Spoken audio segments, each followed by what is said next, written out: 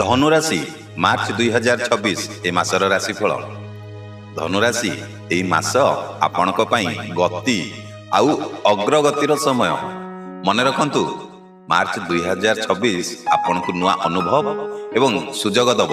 ଯଦି ସାହସ ରଖୁଛନ୍ତି ନା, ତାହେଲେ ସଫଳତା ନିଶ୍ଚିତ ଆପଣଙ୍କ ପାଖକୁ ଆସି ପହଞ୍ଚିଯିବ। এই ভিডিওটি ବହୁତ ଛୋଟିଆ ଭିଡିଓଟି। ଏ ଭିଡିଓରେ ଆମେ ଜାଣିବା ଆପଣଙ୍କ କ୍ୟାରିୟର ବିଷୟରେ, ଆପଣଙ୍କର କାର୍ଯ୍ୟ ବିଷୟରେ। ତାପରେ ଜାଣିବା ଧନ ଏବଂ ଆର୍ଥିକ ଦିଗ କିଭଳି ରହିବ।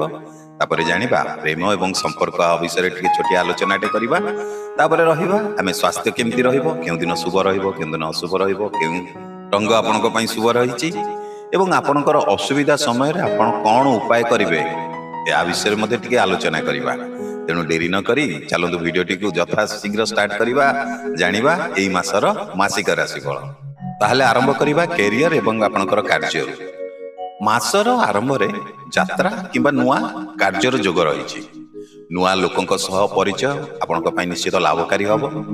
10 ତାରିଖ ପରେ ଆପଣଙ୍କର କ୍ୟାରିୟରରେ ଆପଣ ନିଶ୍ଚିତ ପ୍ରୋଗ୍ରେସ ଦେଖିବେ। ଇଣ୍ଟରଭ୍ୟୁ ହଉ କିମ୍ବା ଆପଣଙ୍କର ଯେକୌଣସି କମ୍ପିଟିଟିଭ୍ ଏକ୍ଜାମ ହଉ, ସେଥିରେ ଆପଣ ନିଶ୍ଚିତ ସକ୍ସେସ୍ ରହିବେ। ହଁ, ଯଦି ବିଜନେସ୍ କରୁଛନ୍ତି ନା, ତାହେଲେ ବିଜନେସ୍ ଆପଣଙ୍କର ବଢ଼େଇବାର ମଧ୍ୟ ଯୋଗ ରହିଛି। ମନେ ରଖନ୍ତୁ, ସାହସୀ ଲୋକଙ୍କୁ ଭାଗ୍ୟ ହିଁ ନିଶ୍ଚିତ ସହଯୋଗ କରେ। ବର୍ତ୍ତମାନ ଚାଲନ୍ତୁ ଜାଣିବା ଧନ ଏବଂ ଆର୍ଥିକ ଦିଗ ଆପଣଙ୍କର କିଭଳି ରହିବ। ଏହି ମାସରେ ଆପଣଙ୍କର ଆୟ ବଢ଼ିବ, ଧନ ପ୍ରଭାବ ଭଲ ରହିବ, ନୂଆ ଇନକମର ସୋର୍ସ ମଧ୍ୟ ମିଳିପାରେ। କିନ୍ତୁ ଅତି ଆତ୍ମବିଶ୍ୱାସରେ ନା ଆପଣ କୌଣସି ରିସ୍କ ନିଅନ୍ତୁ ନାହିଁ। ଯଦି ଏ ମାସ ସଞ୍ଚୟ କରୁଛନ୍ତି, ତାହେଲେ ମାସ ଶେଷରେ ଆପଣଙ୍କୁ ନିଶ୍ଚିତ ଲାଭ ମିଳିବ। ଗୋଟେ ଛୋଟିଆ ମନି ଟିପ୍ସ, ଏ ମାସରେ ଯେତେ ଆସୁଛି ସେ ସବୁକୁ ସଞ୍ଚୟ କରି ରଖିଦିଅନ୍ତୁ। ଚାଲନ୍ତୁ ବର୍ତ୍ତମାନ ଜାଣିବା ପ୍ରେମ ଏବଂ ସମ୍ପର୍କ ବିଷୟରେ। ଆପଣଙ୍କର ଲଙ୍ଗ ଡିଷ୍ଟାନ୍ସ ରିଲେସନସିପରେ ଇମ୍ପ୍ରୁଭମେଣ୍ଟ ହେବ। ଆଉ ମ୍ୟାରେଡ୍ ଲାଇଫ୍ ଯଦି ଅଛନ୍ତି, ତାହେଲେ ଆପଣଙ୍କର ବାହାରେ ବୁଲିବାର ଯୋଜନା ରହିବ, ଆପଣଙ୍କର ଖୁସି ମଧ୍ୟ ବଢ଼ିବ। ହଁ, କିନ୍ତୁ ଗୋଟେ କଥା, ରାଗରେ କଥା କହିବାରେ ନା ଆପଣଙ୍କର ଦୂରତା ଆସିପାରେ। ଏଥିପାଇଁ ଟିକେ ସଜାଗ ରୁହନ୍ତୁ। ଆଉ ଯେଉଁମାନେ ସିଙ୍ଗିଲ୍ ଅଛନ୍ତି, ସେମାନଙ୍କୁ ଆପଣ ଯଦି କୌଣସି ଜାଗାକୁ ବୁଲିବାକୁ ଯାଇଛନ୍ତି, ତାହେଲେ ଆପଣଙ୍କର ସେଇ ଜାଗାରେ ଆପଣଙ୍କର ନିଶ୍ଚିତ ଅନ୍ୟ ଆପଣଙ୍କର କାହା ସହିତ ଚିହ୍ନା ପରିଚୟ ବଢ଼ିପାରେ।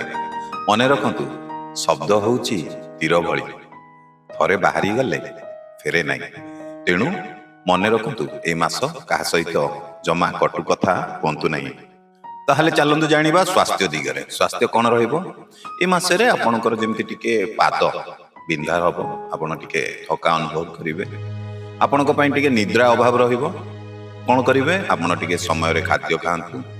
ଲାଇଟ୍ ହାଲକା ଫୁଲକା ଏକ୍ସରସାଇଜ ଆପଣଙ୍କ ପାଇଁ ହେଲ୍ପଫୁଲ୍ ରହିବ। ହଁ, ଆଉ ରାତି ଯେଉଁ କହନ୍ତି ନା, ରାତି ଅନିଦ୍ରା ହେଇକି ବୁଲିବା ଟିକେ ଛାଡ଼ନ୍ତୁ। ଶରୀରକୁ ଅବହେଳା କଲେ ଆପଣଙ୍କର ଶକ୍ତି କମିଯିବ। ବର୍ତ୍ତମାନ ଆସନ୍ତୁ ଜାଣିବା ଶୁଭ ସଂକେତ କ'ଣ ରହିଛି, ମାନେ ଯେମିତିକି ଶୁଭ ଦିନ, କେଉଁ ଦିନ ସାବଧାନ ରହିବେ। ପ୍ରଥମେ ଜାଣିବା ଶୁଭ ଦିନ 3 ତାରିଖ, 10 ତାରିଖ, 19 ତାରିଖ ଏବଂ 27 ତାରିଖ ଆପଣଙ୍କ ପାଇଁ ଶୁଭ ରହିବ। କେଉଁ କେଉଁ ଦିନ ସାବଧାନ ରହିବେ, ଯେମିତିକି 7 ତାରିଖ, 14 ତାରିଖ, 22 ତାରିଖ। ଶୁଭ ରଙ୍ଗ ଆପଣଙ୍କ ପାଇଁ ହେଉଛି କ'ଣ? ହଳଦିଆ ଏବଂ କେଶରିଆ। ଆଚ୍ଛା, ଉପାୟ କ'ଣ କରିବେ? ଆପଣ ଗୁରୁବାର ଦିନ, ମାନେ ବୃହସ୍ପତି ଯେଉଁ ଗୁରୁଦେବ, ତାଙ୍କୁ ପ୍ରାର୍ଥନା କରନ୍ତୁ। ଦେଖିବେ ଆପଣଙ୍କର ଯାହା ବି କଷ୍ଟ ଥିବ ନା, ଦୁଃଖ କଷ୍ଟ ଯାହା ବି ଆସିବାର ଥିବ, ଗୁରୁଦେବ ମାନେ ବୃହସ୍ପତି ଆପଣଙ୍କର ସବୁ ଦୁଃଖ କଷ୍ଟକୁ ଦୂର କରିଦେବେ।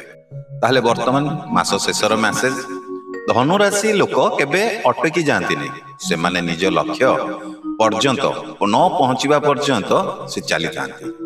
ଏହା ଆପଣଙ୍କ ଜୀବନ ସହିତ ମିଶୁଛି କି? ଯଦି ମିଶୁଛି, ତାହେଲେ ଭିଡ଼ିଓଟିକୁ ନିଶ୍ଚିତ ଲାଇକ୍ କରିଦେବେ ଆଉ କମେଣ୍ଟରେ ଜୟ ଗୁରୁଦେବ ଲେଖିଦେବେ। ଆଉ ଭିଡ଼ିଓଟିକୁ ସେୟାର କରିବେ, କାହିଁକି ନା ଆପଣଙ୍କର ଗୋଟିଏ ସେୟାର ଅନ୍ୟ ଧନୁରାଶିମାନଙ୍କ ପାଇଁ ଗୋଟେ ଆପଣଙ୍କ ଦ୍ୱାରା ଗୋଟେ ଛୋଟିଆ ହେଲ୍ପଟେ ହେଇଯିବ, ଯାହାଦ୍ୱାରା ସେମାନେ ଭିଡ଼ିଓଟି ପାଇବେ ଏବଂ ନିଶ୍ଚିତ ତାଙ୍କ ପାଇଁ ଉପକୃତ ରହିବ। ତେଣୁ ଜମା ଲାଇକ୍, କମେଣ୍ଟ ଆଉ ସେୟାର କରିବାକୁ ଭୁଲିବେ ନାହିଁ।